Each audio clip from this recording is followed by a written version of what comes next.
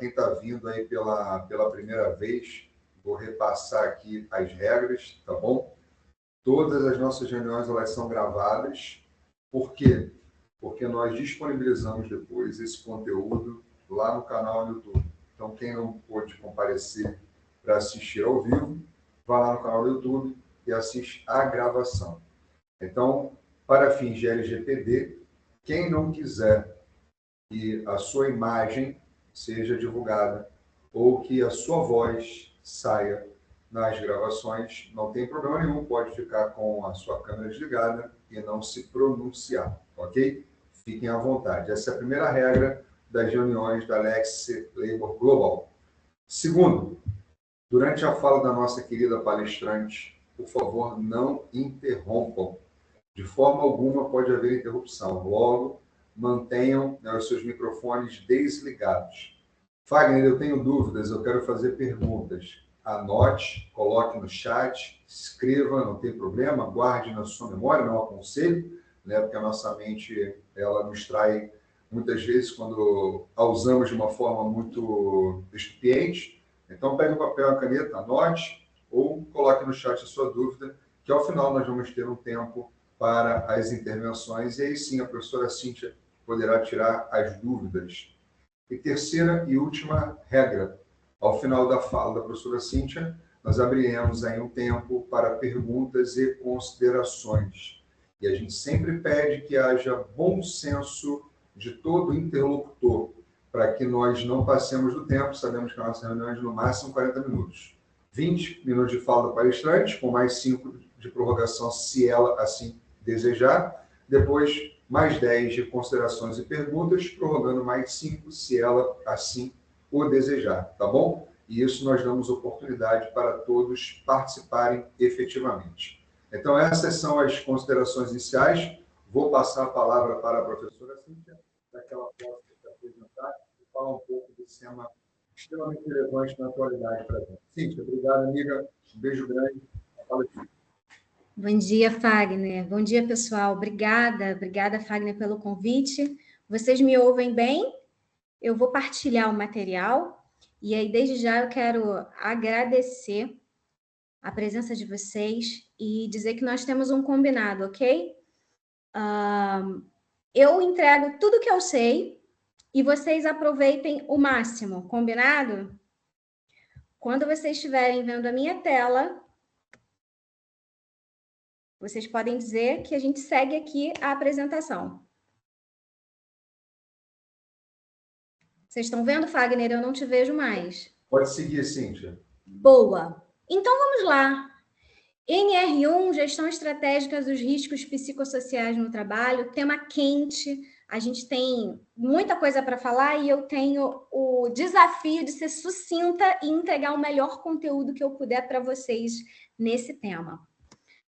Bom, não vou investir tempo aqui dizendo para vocês no detalhe quem sou eu, mas brevemente, eu sou advogada especializada em Direito do Trabalho e Direito Coletivo do Trabalho, colega de vocês, atua aí nessa área já faz bastante tempo e minha especialização ela é mais íntima, ali ligada à área de recursos humanos, que eu atuo desde sempre na parte consultiva, preventiva, e a minha última formação é, de fato, mestrado em Direito das Empresas do Trabalho, para poder entregar o melhor para vocês em sala de aula, nos treinamentos, nas palestras.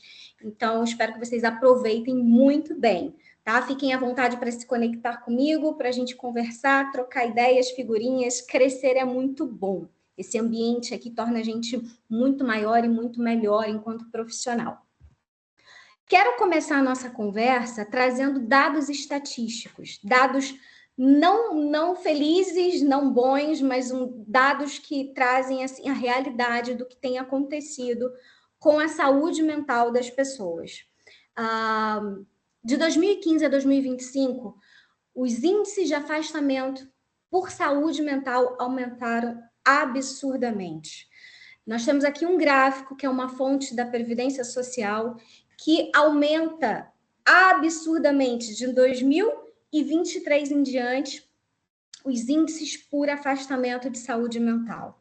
Bom, isso tem consequências, né? Consequências graves para a sociedade, para as empresas, para os trabalhadores. Um custo estimado aí de 3,5 bilhões para o INSS. As pessoas estão, de fato, adoecendo, né? Então, sem mudanças estruturais, esse cenário tende a aumentar de forma galopante. Então, diante desse cenário, foi publicada a portaria 1419, lá em 2024, pelo Ministério do Trabalho. E o que essa portaria veio fazer? Ela veio alterar a redação do capítulo 1.5 da NR1.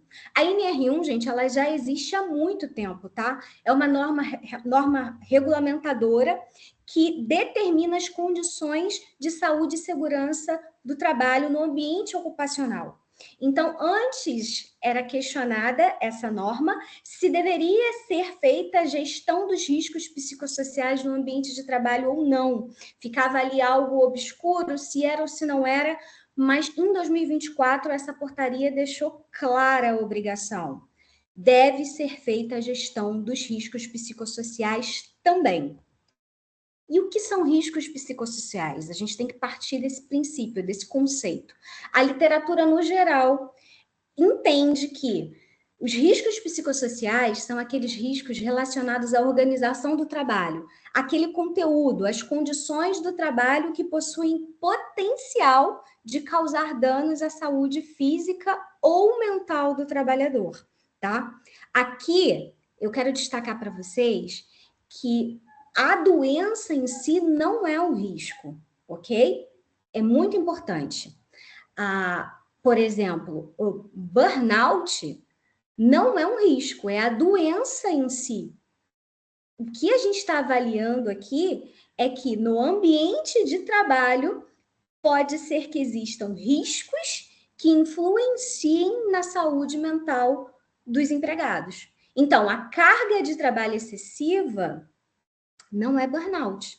Mas a carga de trabalho excessiva pode ser um fator que contribua para o desenvolvimento da doença, chamada burnout, ok? Então, em resumo, o que são riscos psicossociais? São as condições do ambiente de trabalho que têm o potencial de adoecer os desempregados, ok?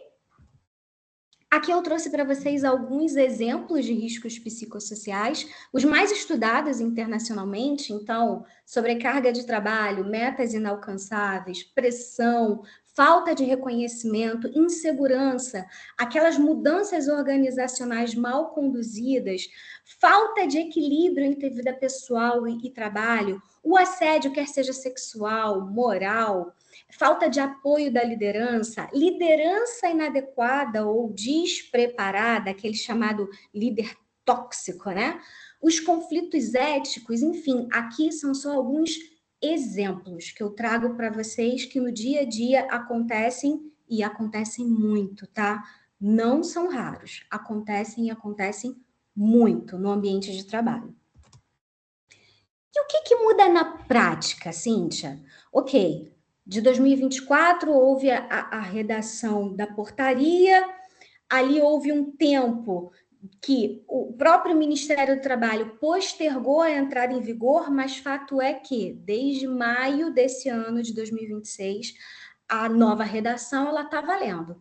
Então, na prática, o que aconteceu? A ANR ela já previa a gestão dos riscos ocupacionais ali no gerenciamento de riscos no PGR, que eram os riscos físicos, químicos, biológicos, acidente e ergonômico. De maio de 2026 para cá, as empresas são obrigadas, além de fazer a gestão de todos esses riscos, de fazer também a gestão dos riscos psicossociais. Ah, mas é novidade? Mais ou menos, porque os riscos psicossociais, eles estão dentro dos riscos ergonômicos, sempre tiveram, tá? Se você pegar lá a NR17, que fala dos riscos econômicos, você vai ver que os riscos psicossociais sempre estiveram lá dentro. E a NR17 é da década de 70, tá? Então, na verdade, aqui não é uma modinha, não é um programa de bem-estar, não é só uma intervenção da área de recursos humanos, agora é uma obrigação legal. Os riscos psicossociais devem, sim, serem mapeados e geridos. Não adianta só mapear. É necessário que haja gestão com a saúde mental das pessoas. E o que é o mapeamento, então, dos riscos psicossociais? A própria NR1, ela traz a etapa de cada fase dos mapeamentos aqui dos riscos psicossociais. Nós não vamos ter tempo, infelizmente, de entrar em cada um deles, mas são todas essas etapas. Identificar os perigos, avaliar os riscos ocupacionais, classificar os riscos. Depois de feito isso, cria-se um plano de ação. Então, peraí, eu identifiquei que o excesso de horas extras está causando adoecimento, ok? Qual é o plano de ação que eu tenho para fazer em relação a esse risco mapeado? Porque quando o fiscal se apresentar na sua empresa ou na empresa que você representa, ele vai querer saber se você fez todas essas etapas do mapeamento, se você identificou, avaliou, classificou. E agora, o que você vai fazer? Você já tem toda a informação que você precisa. Você precisa fazer um plano de ação para eliminar ou mitigar esse risco que você encontrou. E agora, Cintia, acabou por aí? Não precisa fazer mais nada? Não, agora você precisa monitorar continuamente monitorar tudo isso que você fez e seguir. Isso é um plano contínuo. Gestão é um plano contínuo, não é algo que tem início, meio e fim. O tempo todo é o PDCA, né, que a gente fala da gestão. O tempo todo você monitora e volta para poder fazer algum ajuste, se preciso for, no seu mapeamento. Agora, falando de prática, esse tema, gestão dos riscos psicossociais, é um tema multidisciplinar, ok? Nós temos aqui um grupo de advogados, mas eu quero dizer para vocês, advogados, nós advogados, não temos a competência técnica para resolver esse tema sozinhos. É uma visão multidisciplinar, uma atuação integrada que vai trazer resultado para esse tema. Ou seja, nós advogados vamos garantir a conformidade legal, ou seja, quando o fiscal chegar, quando a autuação chegar, quando o Ministério Público chegar, nós seremos as referências para dizer o que pode e o que não pode, para orientar a empresa juridicamente. O médico do trabalho, assim como o engenheiro de segurança do trabalho, eles, dentro das suas competências, vão dar a visão deles para o tema. O médico, ele vai avaliar com todos os dados de PCMSO, né, dentro dos dados de saúde do trabalho, quais são as causas que estão adoecendo mais. Assim como o engenheiro de segurança do trabalho, é ele que vai fazer toda essa avaliação técnica do ambiente de trabalho, dos métodos e das ferramentas aplicadas nesse mapeamento da gestão dos riscos psicossociais. E não para por aí. Os psicólogos também entram nessa conversa, porque vejam, nós, por exemplo, enquanto advogados, não temos a menor competência técnica para avaliar um comportamento mental. As doenças da mente, elas são muito subjetivas. Então, a gente precisa, trazer também os psicólogos para dentro dessa conversa. Então, vejam, é uma atuação multidisciplinar, integrada. Então, com a visão de todas essas frentes, a gente consegue entregar um melhor trabalho para que essa gestão seja uma gestão eficaz, né? Porque sem integração não vai haver gestão, tá? Vai haver no máximo dados com cada um na sua frente, mas gestão bem feita não vai haver. Quais são os riscos, gente, da não conformidade? Aqui são vários, tá? Quando uma empresa deixa de atender a NR1, muito para além de riscos legais, financeiros e reputacionais, o primeiro risco é o adoecimento das pessoas. Porque quando elas estão expostas a esses riscos psicossociais e não gerenciados, as pessoas vão seguir adoecendo. E, de fato, as pessoas estão adoecendo. Então, esse é o primeiro risco de não conformidade. O segundo são os autos de infração, né? Vocês sabem que os auditores, os fiscais do trabalho têm metas para serem cumpridas, de fiscalização e autuação. Então, esse é um tema que, de fato, está no radar deles. Então, as fiscalizações certamente vão aumentar por conta desse tema. As ações trabalhistas, inclusive, elas já estão acontecendo, né? Principalmente aquelas ações regressivas do INSS, né? Contra as empresas por conta desse tipo de assunto, de doenças mentais, burnout, depressão e etc. O reconhecimento da concausa é um outro risco de não conformidade. Por quê? Cíntia, peraí, eu não dei causa. O meu ambiente de trabalho não tem, assim, esse risco. Mas a empresa é responsável se ela agrava uma doença que já existia fora do ambiente de trabalho. Então, a concausa aqui, ela precisa ser levada em consideração. Danos morais. Isso vocês já estão craque. Certamente vocês já ouviram, já viram ações aí que tratam do tema danos morais relacionados à saúde mental do empregado, tanto no âmbito individual quanto no âmbito coletivo.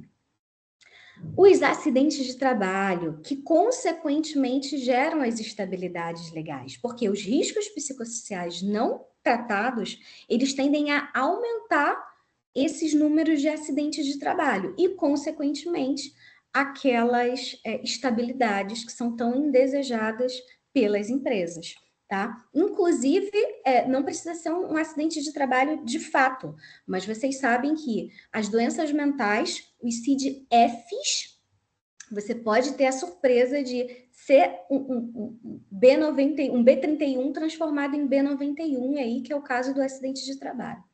Por último, e não mais importante, o dano à reputação. Né? A exposição negativa da empresa, da imagem, do nome da empresa, pode impactar infinitamente o valor dela no mercado. Então, aqui são alguns riscos da não conformidade, mas não param por aqui. Eu trouxe só alguns exemplos do porquê que é necessário que as empresas se adequem para proteger o empregado e para proteger a própria empresa. Trouxe uma visão para vocês em relação às multas, tá?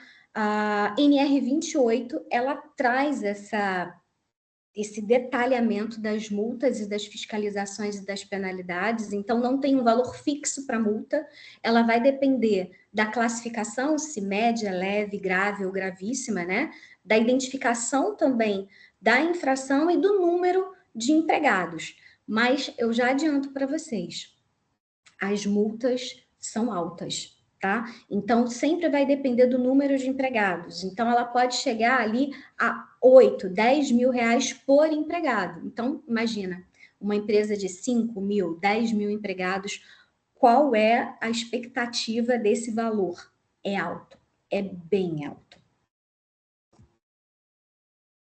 Recentemente, em junho de 26 agora, recente, no dia 25, o STF trouxe uma decisão que veio, assim, trazer muito barulho, muita confusão, e as pessoas falaram muito sobre esse tema, dizendo, mas suspendeu temporariamente a aplicação das regras da NR1? Não, gente, não foi isso que aconteceu. O que aconteceu? Em junho de 25, o STF, mais especificamente o ministro André Mendonça, suspendeu temporariamente a aplicação das multas e da punição relacionada à falta de cumprimento da gestão dos riscos psicossociais e da saúde mental. Deixou de existir a regra? Não. Deixou de existir a obrigação? Não. O que aconteceu foi a suspensão da possibilidade da aplicação de multas. O que, na verdade, não foi, assim, uma novidade. Por quê? O artigo 627 da CLT, ele já prevê, desde sempre, o princípio da dupla visita. O que é o princípio da dupla visita? É uma garantia legal onde o fiscal do trabalho ele precisa fazer 2 visitas quando tem uma novidade legislativa que traga uma nova obrigação, né? Ou um novo regulamento, que foi o que aconteceu exatamente com a NR1. Não foi uma nova legislação, mas foi uma nova obrigação. Então, na prática, essa decisão do STF não mudou muita coisa, porque o princípio da dupla visita já estava aí. O fiscal ele já não ia poder autuar as empresas dentro desse período mesmo, por conta do princípio da dupla visita. Qual foi a grande novidade aqui, tá? Por que que o André Mendonça, o STF, decidiu nesse ponto? Porque é preciso que as regras sejam definidas. O que é risco psicossocial? Como é que eu meço o risco no ambiente de trabalho? Isso não existe. Essas regras elas não estão claras, elas não estão definidas. Então aqui sim, eu destaco que houve um ponto que, sem dúvida, é um ponto chave para esse tema. Porque dentro desses 90 dias, além da não aplicabilidade das multas, que já existia, o grupo vai se reunir para definir essas novas regras, o grupo dentro do Ministério do Trabalho, né? Definir essa objetividade. O que, na minha singela opinião, é algo extremamente desafiador, porque as doenças da mente são subjetivas. Mas nós desejamos boa sorte para eles, porque, na verdade, isso vai facilitar o nosso trabalho, enquanto advogados, enquanto operadores do direito, porque se tiver mais objetividade, a gente vai conseguir ser mais assertivo e dar uma solução, uma previsibilidade maior e melhor para as empresas que a gente representa, ok? Bom, o que vocês, enquanto advogados, que representam empresas ou que trabalham com esse tema ou querem trabalhar com esse tema, vão fazer durante esse período? Cruzar os braços e esperar os 90 dias chegar? Claro que não. Vocês, como provedores de solução, como profissionais diferenciados na área, vocês vão aproveitar esse tempo para se capacitarem e sugerir para que as empresas se capacitem. Então, é exatamente isso que a gente faz agora. Inclusive, eu e o professor Fagner, nós temos um curso que fala exatamente voltado para os profissionais desse grupo multidisciplinar, um curso sobre gestão de saúde e mapeamento de gestão de riscos psicossociais, voltados para a saúde, para os engenheiros do trabalho, para os médicos do trabalho, para os psicólogos, para os advogados, que queiram entrar nessa área para fazer a gestão dos riscos psicossociais, tá? Então, aqui tem algumas soluções que eu deixo para vocês de indicação, com 3 pilares, um pilar de conscientizar, o outro pilar de capacitar e um outro pilar de implementar e fazer a governança desse tema de gestão dos riscos psicossociais. E aí eu pergunto, a sua empresa está preparada? Você está preparado? A empresa que você representa está preparada?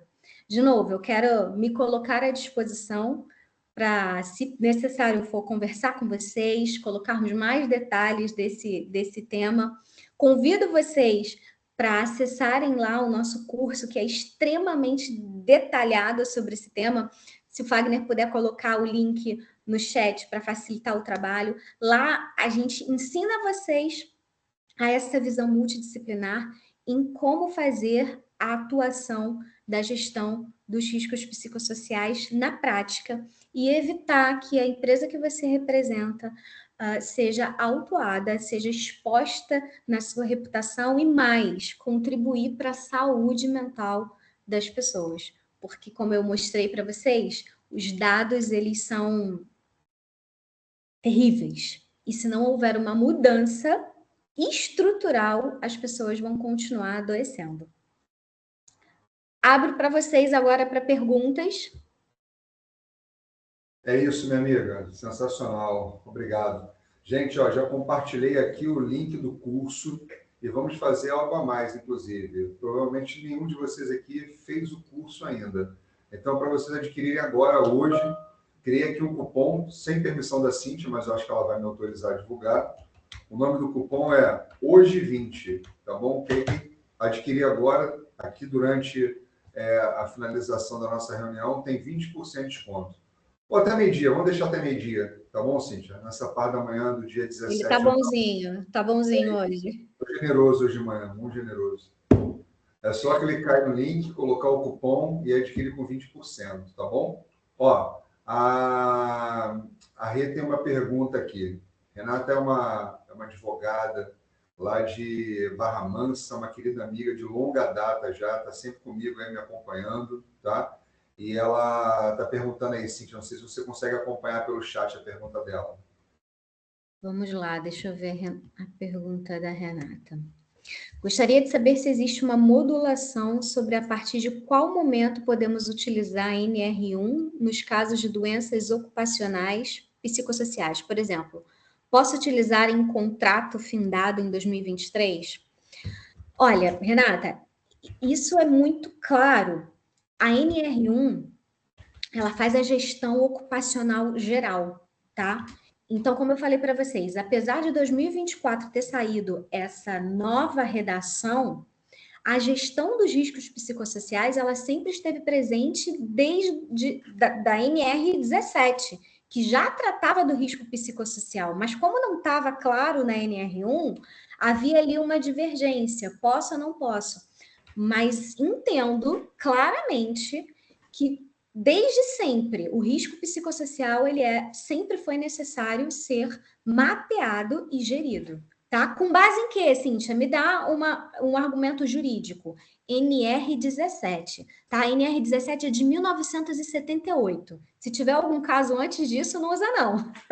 Mas se o caso for depois de 1978, você pode usar, Renata. Fica tranquila, tá? E aí você vai usar NR1 combinado com NR17 e com vários princípios constitucionais de saúde no trabalho.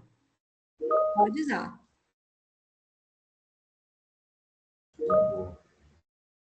Bom dia, Ivan. Tudo bem, querido? Vai perguntar alguma coisa, professora Cíntia? Pode ligar o Bom som, dia. tá? Fiquem à vontade aí. Melhor. Desculpa a demora, ingressei agora. Bom dia, Tranquilo. Ivan. Bom dia. Bom dia.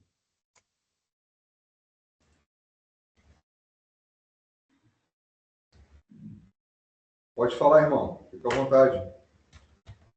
Não. Depois, no final eu pergunto, no final. Já chegamos ao final já. Ela já fez a explanação. Já estamos na fase das perguntas. Ah, já? Ah, desculpa, eu que cheguei atrasado, não cheguei a pegar o conteúdo. Passo na próxima, então. Tá bom, então, amigo. Cíntia, quer fazer alguma fala de fechamento, amiga? Quero sim. Esse tema saúde mental, ele tem sido, infelizmente, banalizado, principalmente pelas empresas, porque a empresa, se você disser para ela importante cuidar da saúde mental, provavelmente ela não vai dar muito crédito. Mas se você disser que tem multas absurdas e que a reputação dela pode ser prejudicada, você vai chamar a atenção dela. Infelizmente, isso é uma inversão dos fatores, uma inversão das prioridades, mas isso é o que eu tenho visto no cenário atual. Mas nós somos promotores da saúde mental, e isso começa dentro da nossa casa.